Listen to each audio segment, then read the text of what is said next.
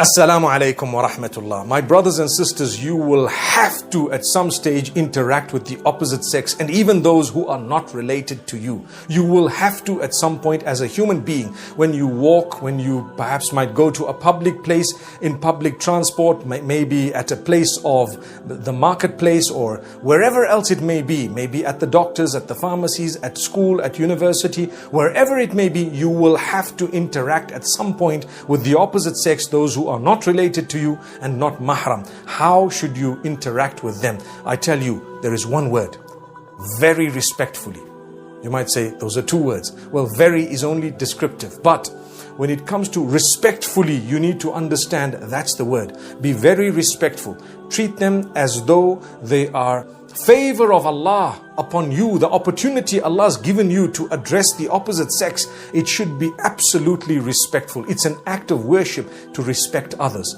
And don't ever address a person in a very cheap way, in a very derogatory way, vulgar, abusive, etc. Or just without having any shame, shameless way. People just address others as though they have no scruples. May Allah subhanahu wa ta'ala grant us an understanding.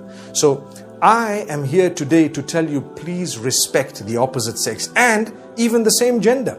Respect all human beings. Make sure when you address them, you bear in mind all the rules and regulations, the rule of controlling your gaze and lowering it, the rule of speaking in a good tone, choosing good words, getting to the point, not saying that which is unnecessary, irrelevant, going into perhaps details that are embarrassing and so on, that which is unnecessary, putting people into a spot in a corner and so on. Remember that.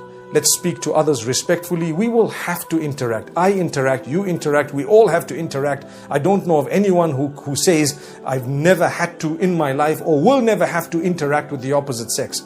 You will. You're a human being. And you need to do so respectfully.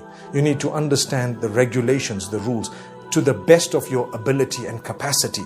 You will address them and inshallah use the best words, because Allah is watching. And whatever you've said is recorded. And it will be held for you or against you. Wouldn't you like, on the Day of Judgment, beautiful book to come out, and this is the way you address the opposite sex. Every word you said is held for you and not against you. May Allah subhanahu wa ta'ala let that happen for us.